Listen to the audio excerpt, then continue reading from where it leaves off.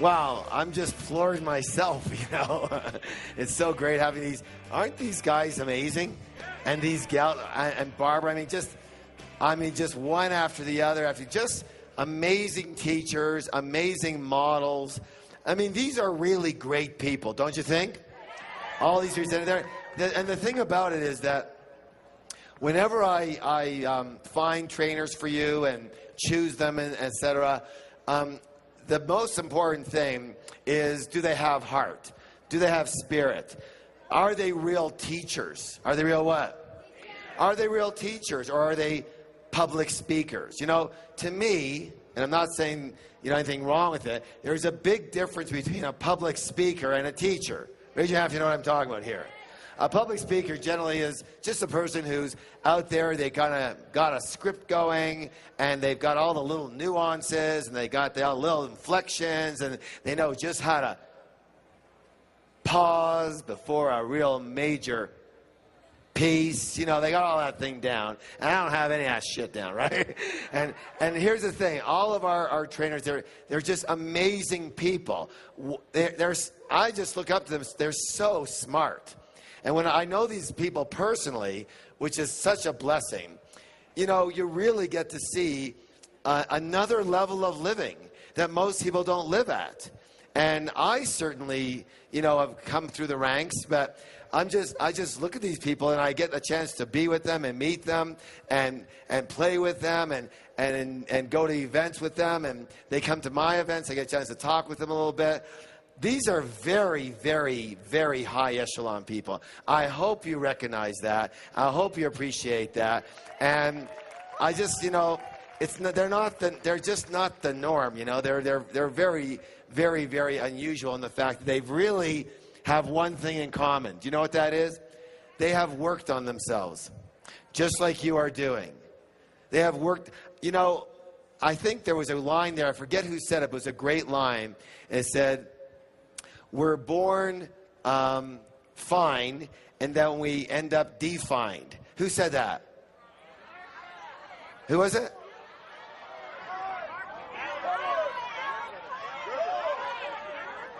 Oh, yeah. Okay, so thanks. I heard both names going at once. Is it Alan or is it Cohen? Okay, maybe it's Alan Cohen, right.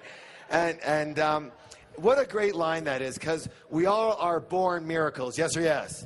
Totally miraculous. We're like creatures of spirit, creatures of God, whatever you want to call the higher force, complete nothing but intelligence and wisdom, totally tapped in, total spirit, and then we get conditioned. We get all this stuff in us from everybody else, and we have to defend ourselves, and we have to survive, et cetera, et cetera.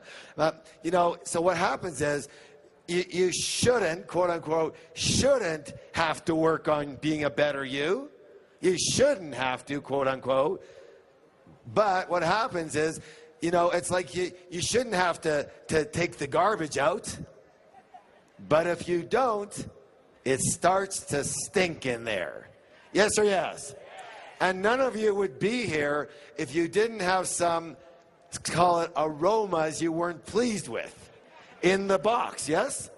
And so we look at those aromas, we go, you know what, I've had enough of this aroma. I don't like the way it smells.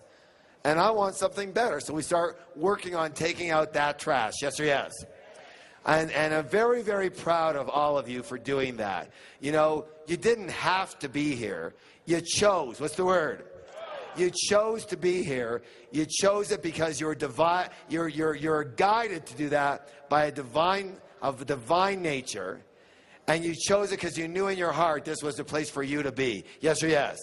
How many of you have made a great choice so far? Yes?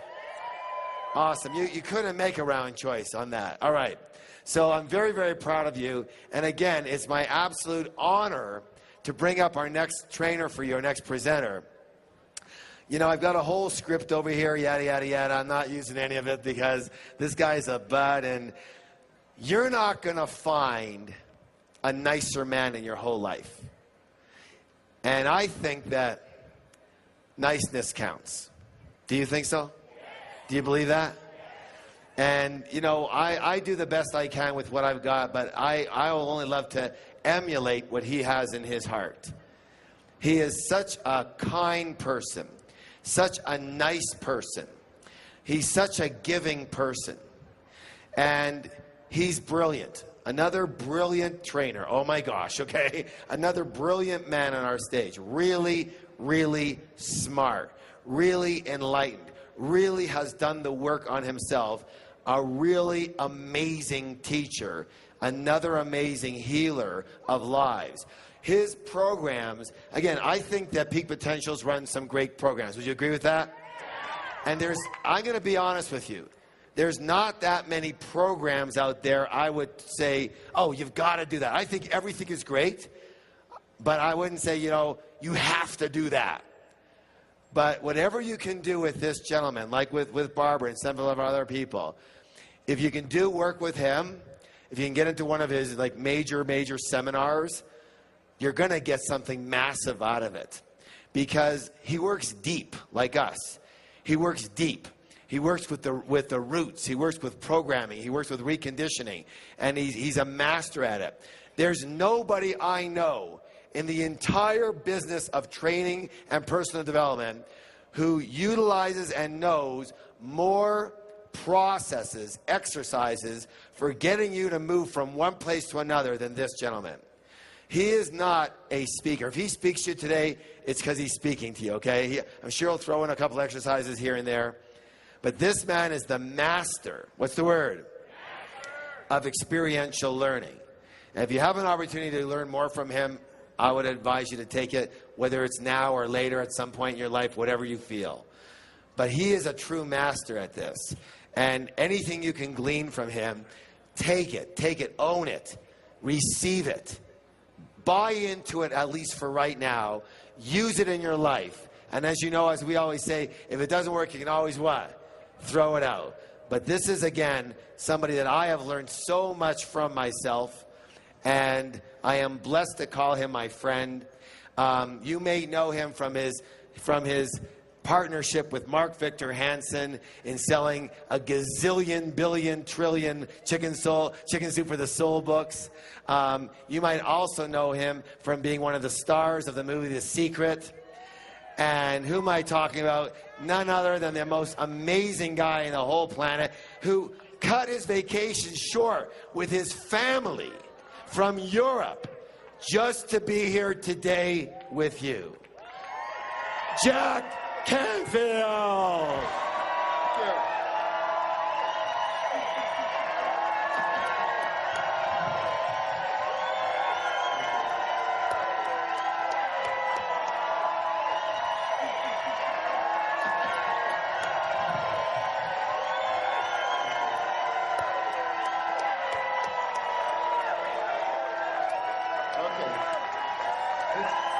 Thank you.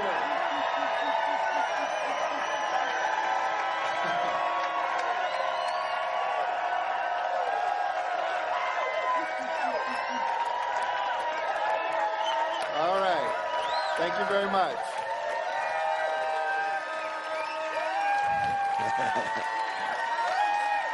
All right, go ahead and sit down, sit down, sit down. Thank you. That's fabulous. I used to be in a folk singing group in high school and always wanted to be a rock star, and today it feels like that, you know, one of those outdoor rock places. I want to say a couple of things. Harv's introduction was wonderful. I appreciate all I'm not going to do a lot of processes with you today.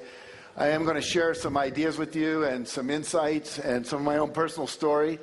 Hopefully it will inspire you. Some of the tools I'll share with you may be new, may be empowering. It's kind of like coming to a place where everyone's done 100,000 workshops already, but I think I can share some new ideas with you. I want to share a chicken soup story with you. There was a story that was sent in by Norman Cousins, and Norman was the editor of Saturday Review magazine, and he coined the term psychoneuroimmunology. Your psyche, your attitude affects your neurosystem, affects your immune system. We know the more positive you are, the more optimistic you are, the higher your attitude is in terms of positive expectation and joy, the less ill you get, and then if you do get ill, you get better quicker. And he sent in this story called The Wee Nurse. Can I see a show of hands? How many of you have been in the hospital overnight? Can I see a show of hands? Have you ever had a wee nurse? A wee nurse comes in the morning and says, Did we sleep okay last night? We didn't eat all our breakfast today, did we? And a favorite one that he hated was she'd come in and say, we haven't had our bowel movement yet today, have we? And this we thing irritated him. And one day he decided he wanted to get back at her.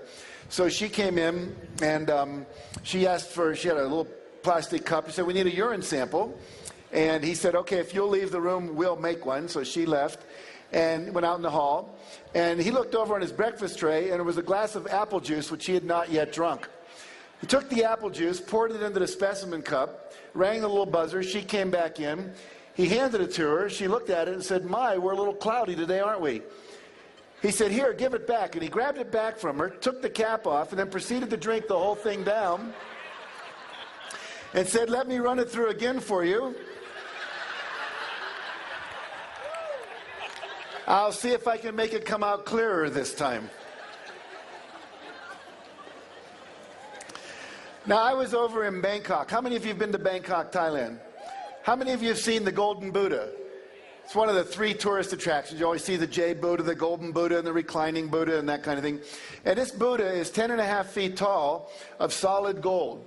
The gold value alone is about $196 million. That doesn't even count the artistic and the historical value. And when my wife was taking that picture, I was over next to I'd say about 5 feet away, there was a big glass case. And in that case, there was a piece of clay about a foot wide, 2 feet tall, 2 feet thick.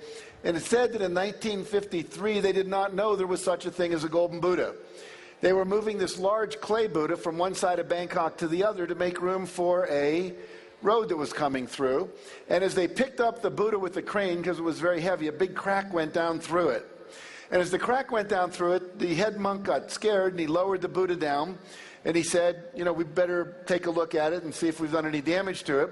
And it started to rain, so they put a canvas over it to keep it dry. That night, the monk came out and he shined a flashlight in to see if it was staying dry, and something reflected back from inside the crack. He said, clay does not reflect light. There must be something else in there. And so the next morning, they chipped away in behind where they wouldn't see it if they made a mistake, and lo and behold, sure enough, was this golden Buddha.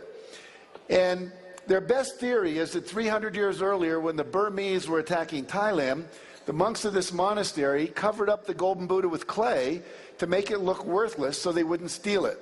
They also think all the monks were killed in a massacre, and the secret died with the monks. And then they rediscovered it. The word discover means what? Take the cover off of, discover something. It was always in there, but they took the cover off. I was having dinner with my wife that night, and she said, Jack, that Buddha is like all the people in our seminars. They come in with this cover of clay of their negative beliefs, their self-doubt, their sense of guilt and shame, their beliefs that they're not enough, that they're not worthy, they don't deserve. And what we really do is we take the clay off so this golden essence can come and be there as who they are again, their true identity. It's not like we put anything in. It's just that we remove the things that are not there. I think Barbara talked a little about that earlier today. So as we go through this next hour and a half, think about and hold that metaphor, that image of the Buddha, and it could be the golden Christ, the golden Buddha, the Atman, the source, whatever you want to call it, but that's who you really are. And although we do a lot of things of giving you more information and tools and all of that, really, if you were to stop doing the stuff that's negative, as Harv said, you've been defined. When you came in, you were just fine. And what we did was we layered on all that stuff. If we could just start to remove that and realize that everything you need is in you now. You have everything you need to do everything you want to do. It's just that we learn not to trust that. So we'll hold that as a metaphor. Now, you heard this morning, I was listening, I've got one of these great rooms right over here where I could sit in my room and listen to what was going on down here. And whoever was introducing in the morning said that you know about this combination lock idea. And I think you had, 10, 24/7? Yeah. And think about that model. I was eating dinner with a guy who's the Alabama State chess champion, and we were talking about success. And he said, if you know the combination to the lock, it doesn't matter who you are. It doesn't matter if you're black or white, young or old, male or female, if your IQ is 150 or your IQ is 50. If you know the combination, the lock has to open. And what I've discovered in my work, and I've been doing this work for 30 years. I started with a man named W. Clement Stone, who was worth $600 million back in 1968. And he taught me everything he knew about success, and I've been applying it to my own life and teaching it to others. And then I've done hundreds and hundreds of workshops where I've been the student and gone to India and studied with masters and so on over the years. But there is a combination. There is a system. If you know the combination, you can unlock success. The problem is many of us are missing a few of the numbers. And so what I'd like to do today is just kind of remind us and maybe share some of the new things that you might have forgotten. Now, here's a man named J. Paul Getty. He was at once the richest man in America. And when they asked him what were the secrets of success, he said there are three. It's very simple. He said, get up early, work hard, and find oil. Not that complicated. So obviously it's a little more tricky than that.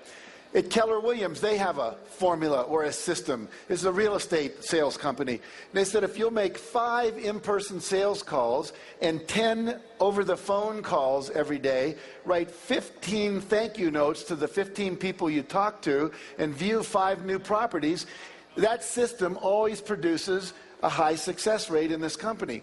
So it's a system. It's a formula. Again, 5, 10, 15, 5. Again, this morning, 10, 24/7 that you've learned in Peak Potentials. So there are some formulas. Now, when I studied this, I came up with 64 universal principles that I've studied over the last 36 years. I don't expect to share all those with you today. Maybe we'll get through 9 if we're lucky. But this is a book I wrote called The Success Principles. It's now in 17 languages. You can see a couple of them up there. The one on the far left is in Russian. I was just speaking in Cannes last week in France to 6,500 women from Russia, the Ukraine, and Kazakhstan. I found out my name over there is Giek. Literally, we'd come out of the hotel and there'd be 500 women going, Giek, Giek, photo, Giek, autograph, Giek. And all of a sudden, I was really glad I'm not Brad Pitt because you couldn't move. But anyway, this book has really taken Russia by storm. And there was one man stood up and he said, you know, I bought 100 copies of your book and gave them to everyone in my village, and our village has totally changed. We've changed how we're governing ourselves. We've changed how we're doing business. So we know these principles work universally. They're not just American principles. And I'll also share a little bit of some of the new ideas that I have about the law of attraction that has to come out of the secret. There's some things I think that are missing in that movie, things we said but that got edited out that I think are useful to touch on. So that's where we'll be going today. Now, would you rather take the short route or the long route to success? Very good. Me too. Wouldn't it make sense to just go straight for the cheese and not get caught in the maze? So I've devoted my life to go further and faster with less effort. My next book is called Effortless Success.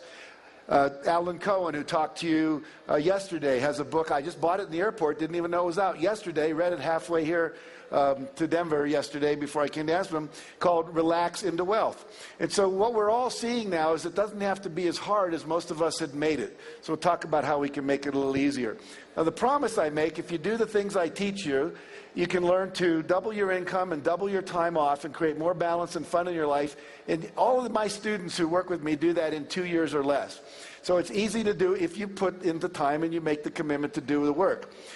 Now, in my own life, as Mark shared with you this morning, we've sold over 110 million copies of our books that are in 47 languages right now. And this is little Marky Hansen that came from Waukegan, Illinois, and little Jackie Canfield who grew up in West Virginia. And when I grew up in West Virginia, we were the 48th worst state in terms of education in the country, and that's when there wasn't Alaska and Hawaii as states, so we were the bottom. I had a dysfunctional family. My mother was an alcoholic. My father was a workaholic and somewhat abusive. She divorced him when I was 6, to save the kids from getting beat up. And so if I can do it, you can do it. I graduated from the half of the class in my college that made the top half possible. So just want you to understand, it's not about brain power, but it's about how you use your brain to do the work. Okay. Mark and I also have a Guinness Book of World Records. You probably know that. We have 7 books on the New York Times bestseller list on one day.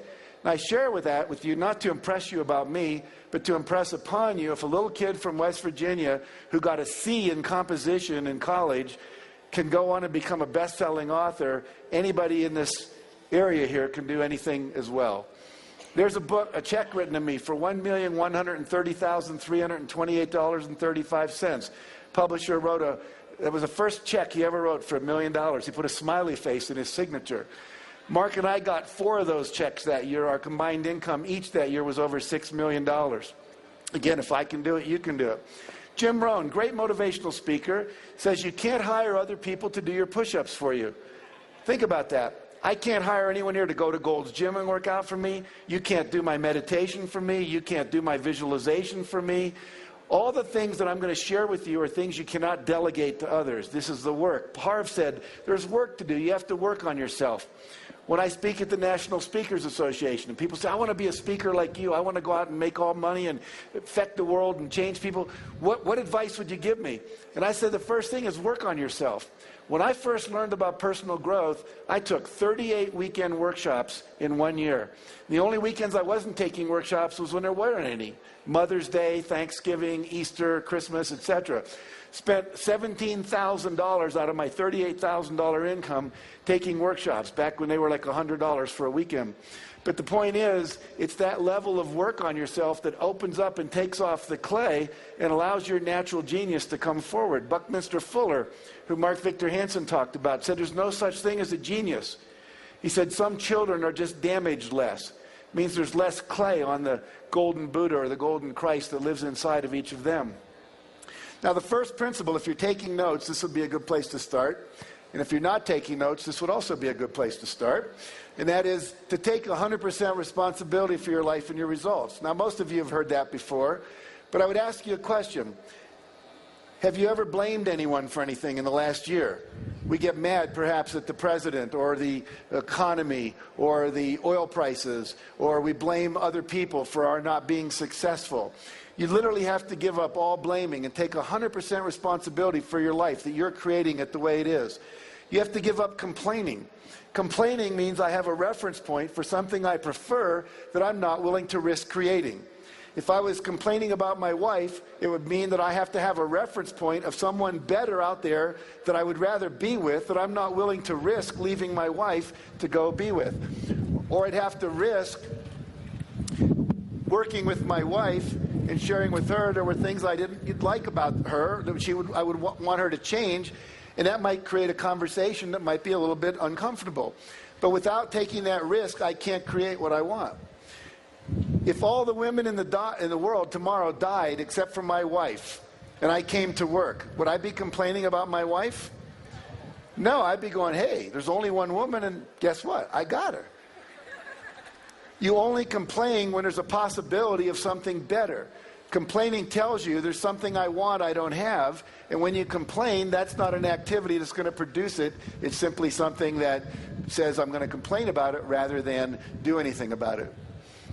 Give up all justifying for why you didn't achieve your results, all defending your positions that don't work, and all excuse making. Now, I met this kid named Matty Christensen when he was 11 years old. We were interviewing him for one of our chicken soup books. And he said, if you look at the picture, you'll notice he has no arms past the elbow and no legs past the knee. He's got 2 prosthetic devices on his knee, from the knee down for his legs and his feet. And he's got a lacrosse stick appended to his arm, prosthetic device, which allows that to be his pitching hand and his catching glove. And at 11 years old, Matty's baseball team was number 2 in the state of New York, with him being the pitcher.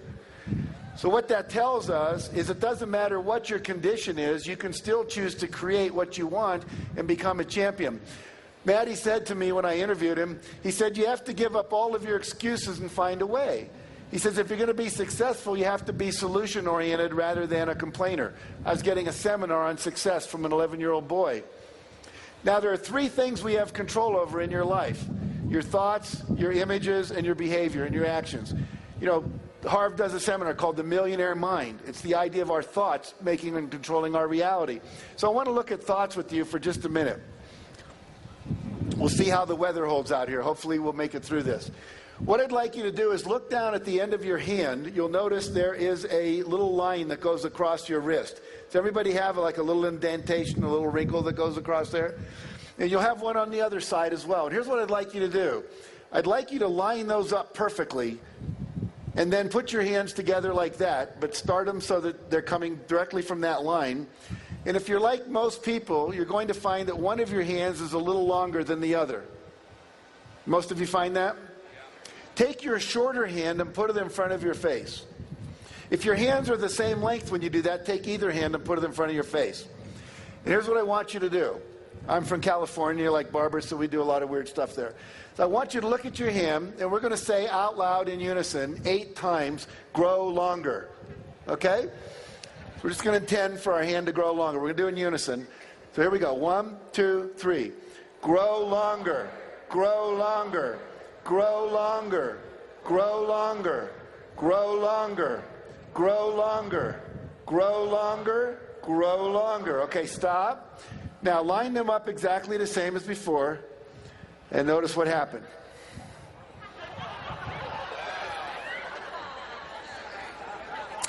How many of you found that it did get longer? Very good. So what this shows us is the power of our intention and the power of our minds over physical matter, starting with our body. And we see that we actually have that power over physical matter all throughout the universe. Now, the good news is we can do this. The bad news, in case there are any men thinking about this, is that so far the research has only been on the hands, okay? So I don't want you to waste a lot of time tonight with this. All right. Now, we've all heard of the internet. You've all used the internet. You've got Blackberries, and you send wireless telephone calls. We can call someone in Singapore right now and talk to them. How does that work? There's waves that go through the air, and there's what we call amplitude. How high does the wave go? And there's frequency. How often does it go up and down? And by controlling those amplitudes and frequencies, we can create information. We can encode information and send it across the world. We now know, a friend of mine coined the term the internet, a guy named Bob Scheinfeld, who wrote a book called Busting Loose from the Money Game. And he made the point that we literally, every thought we think is extended around the world like a giant email sent out over this thing which he refers to as the internet. And we know that it works, and we know it goes quite far for the following reason. There is research with the astronauts where they'll have astronauts up on the moon or up in lunar modules 250,000 miles above the Earth, and they'll have them open envelopes at random times, and there'll be a shape in there like a square or a circle or a pentagon or a parallelogram or a rectangle. And they'll look at it and they'll concentrate on it for several minutes while there are students back at Duke University in the parapsychology labs who will close their eyes, go into a meditative state, and see if they can receive what the astronaut's sending. And they get a high correlation between what they're sending, way beyond chance, in terms of them able to pick up this thought form without any amplification through technology or energy waves, radio waves, that kind of thing. So we know that our thoughts can travel 250,000 miles. So I love what Ralph Waldo Emerson said. He said, "Great men are they who see the spiritual thought is stronger than any material force, that their thoughts rule the world." Our thoughts literally travel all across the world. There's actually people that are now contemplating and projecting out from their work in quantum physics and neuroscience and metaphysics that 1 hour of inner work, working with visualization, working with the law of attraction, working with affirmations, working with the power of intention like you just did with Grow Longer, that 1 hour of that kind of work actually will produce the same results of 7 hours of physical labor in the world in terms of achieving your goals, whether they're financial goals like becoming a millionaire or whether they're other kinds of goals like ending world hunger, that kind of thing. How many of you are familiar with the work of Dr. Masaru Emoto, the Messages of Water? Great. So Emoto's work proves that when we think thoughts about water, it changes the molecular structure of the water. So they would have students send negative energy up to a bottle of water, like "you fool," "you idiot," and what would happen, they'll take that water and they will freeze it to 20 degrees below zero, put it in a petri dish, and then they will bring it out, put it under a microscope, and they will look at that water, and as it starts to melt, it forms crystals, or not. When you send negative energy, you get this kind of blobby black formation that occurs. When you send love and gratitude or thank you, you get these beautiful crystals that look like snowflakes. And so we know that one kind of energy, which we call negative critical energy, creates one form, and positive energy creates another. Then he said, how far does this intention to the water extend? So they took 10,000 Japanese, and over a 2-hour period, they sent love to all the water in the world. This was a couple of summers ago in July. And they took water samples the day before and the day after, and look what happened. Here's water taken from Lake Biwa. It's the largest freshwater lake in Japan. The day before, it's nondescript kind of energy. 2 days later, we see these beautiful crystals having been formed. Here's the St. Croix River up near Minnesota and Wisconsin. And we see the day before and we see the day after. The day after we get these crystals. Here's the Mississippi River. We're halfway around the world and our thoughts are still affecting the water.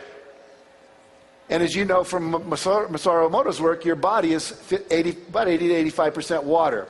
Although today you're probably more like 75% because you haven't been drinking enough. But the idea is we are water, and our thoughts are affecting us and each other. And so what does this tell us about success?